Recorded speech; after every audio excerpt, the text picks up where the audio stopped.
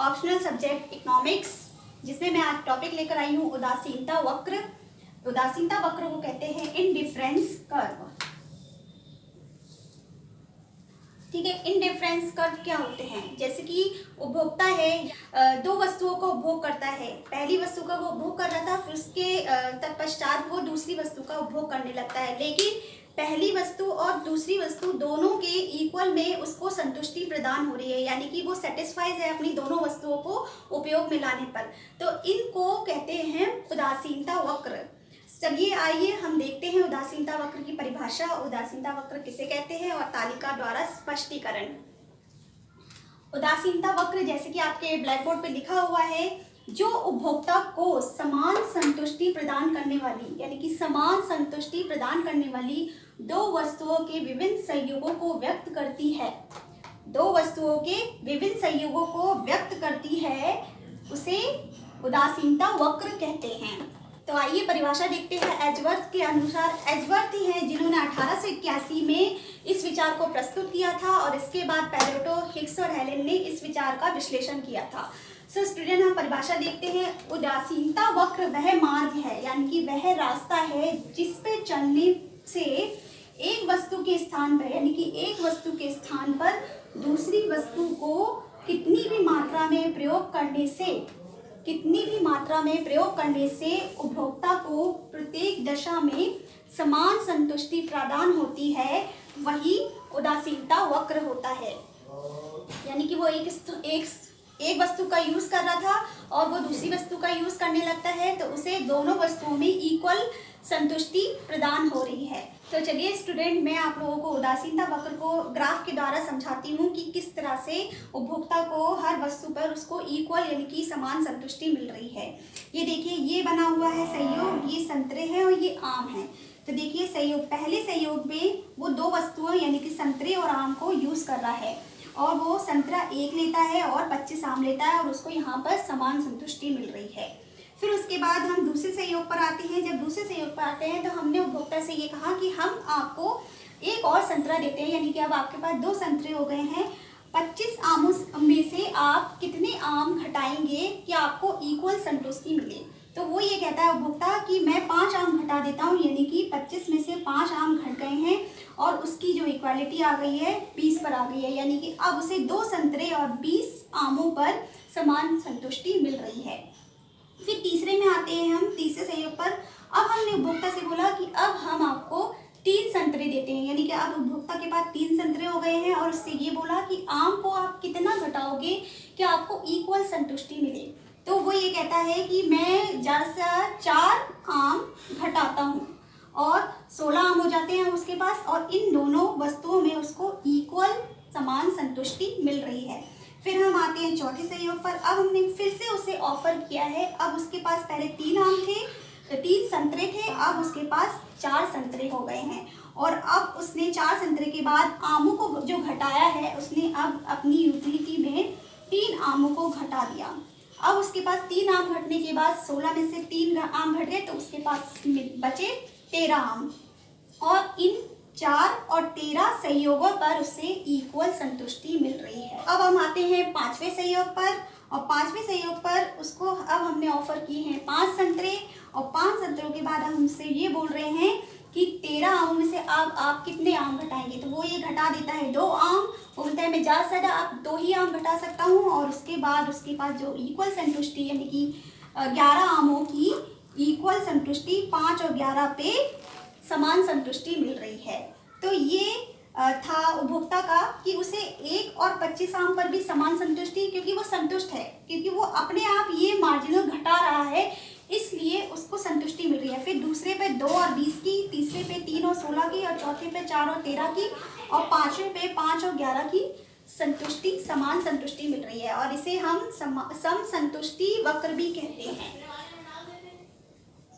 सम संतुष्टि वक्र भी कहते हैं। तो चलिए स्टूडेंट, मैं आप लोगों को ग्राफ द्वारा बताती हूँ कि किस तरह से संतुष्टि उसकी स्लोप कैसे डाउन हो रहा है, किस तरह से उसको यूटिलिटी मिल रही है हर उस पर मैं बताती हूँ। देखिए ये ग्राफ बना हुआ है, यहाँ पर आप लोगों को दिखाई दे रहा है। इस ग्राफ में पहले मैंने एक्स पे लिए हैं संतरे और वाई पे लिए हैं हमने आम। एक्स पर हमने 5 संतरे लिए हैं, 1 2 3 4 5, और उसकी जो आमों की जो संतुष्टि है वो है 5 10 15 20 25। इसके बीचों बीच में हमने ग्राफ बनाया है, यानी कि पहले यहाँ पर पहले सहयोग में देखिए पहले पर उसे 25 आमों की यूटिलिटी मिल रही थी, यानी कि पहले पर यहाँ पर 25 कहाँ पर है, यहाँ, तो पहले पर उसे 25 आमों की यूटिलिटी मिल रही है। फिर दूसरे पर उसको 20, दूसरे पे 20 कहाँ पर है, 20 आमों की संतुष्टि मिल रही है। फिर तीसरे में उसको कहाँ संतुष्टि मिल रही है, तीसरे में उसको मिल रही है देखिए 16 पर, तो यहाँ हमारा 16 यानी कि ये 15 है, तो 15 के ऊपर ये देखिए ये 16 है, यहाँ पर एक और बढ़ा देंगे तो ये 16 पर यहाँ पर इस बिंदु पर उसे समान संतुष्टि मिल रही है। फिर हमारे चौथे पर, और चौथे पर उसकी यूटिलिटी कितनी है 13, चौथे पर चौथे भाग में 10 यहाँ है तो 3 और बढ़ा दिए, तो ये यूटिलिटी उसको इस ग्राफ पे मिल रही है इस बिंदु पर। फिर आए हम पाँचवें पर, पाँचवें में उस 11 की समान संतुष्टि है, तो देखिए पाँचवें पर हम आ गए हैं, यहाँ पर 10 के ऊपर एक और भाग बढ़ा दिया, ये है आपका 11 की संतुष्टि। तो यहाँ पर जो ये बिंदु है इन बिंदुओं पर उसको समान संतुष्टि मिल रही है, और ये जो कर्व बना है ये हुआ है हमारा इनडिफरेंस कर्व, यानी कि उदासीनता वक्र।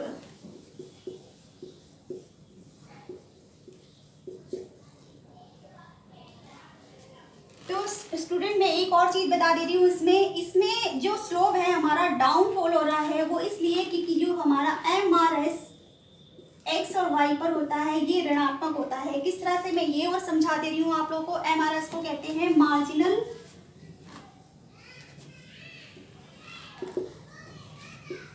रेट ऑफ सब्स्टिट्यूशनल, ठीक है। इसको कहते हैं हिंदी में सीमांत प्रतिस्थापन दर। क्या कहते हैं, सीमांत प्रतिस्थापन दर।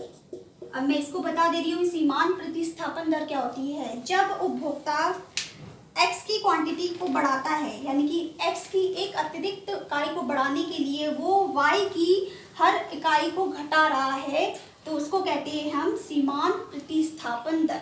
सो स्टूडेंट ये होता है उदासीनता वक्र।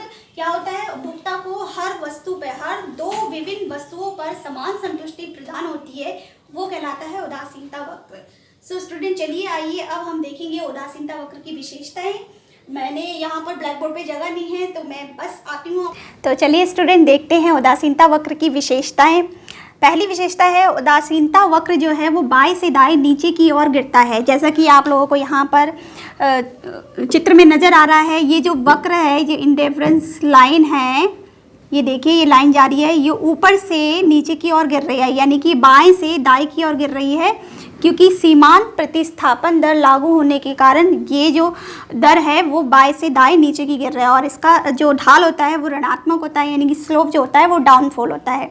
दूसरे पे आ गए, ये वक्र परस्पर एक दूसरे को नहीं काटते हैं। ये वक्र जो होते हैं वो किसी भी जगह पर एक दूसरे को नहीं काटते हैं, ठीक है। फिर थर्ड पर आए, ये वक्र मूल बिंदु के उन्नतर होते हैं, जैसे कि ये मूल बिंदु है, इन सब के उन्नतर है वो, ठीक है। फिर आए हम चौथी पर, सीमांत प्रतिस्थापन की जो दर होती है वो घटती हुई होती है। जैसा कि मैंने आप लोगों को अभी बताया ही था कि जब वो x है वो अपनी क्वांटिटी को बढ़ाने के लिए, यानी कि x की एक इकाई को, अतिरिक्त इकाई को बढ़ाने पर जब y की हर एक इकाई में घटती जाती है तो वहाँ क्या लागू होता है, सीमांत प्रतिस्थापन की दर लागू होती है। पांचवी विशेषता है उदासीनता वक्र गोलाकार भी हो सकते हैं, जैसा कि स्लोप जो है हमारा डाउन हो रहा है और ऐसा भी हो सकता है। तो यहाँ पर उदासीनता वक्र की विशेषताएं मैंने आप लोगों को समझा दी हैं। उपभोक्ता को कहाँ पर कैसे 2 वस्तुओं में समान संतुष्टि मिल रही है मैंने आप लोगों को बता दिया है। तो चलिए स्टूडेंट, मैं बहुत जल्दी आऊँगी आप लोगों के लिए नेक्स्ट वीडियो लेकर। तब तक के लिए आप अपना ख्याल रखिए, खुश रहिए और सुरक्षित रहिए। Thank you.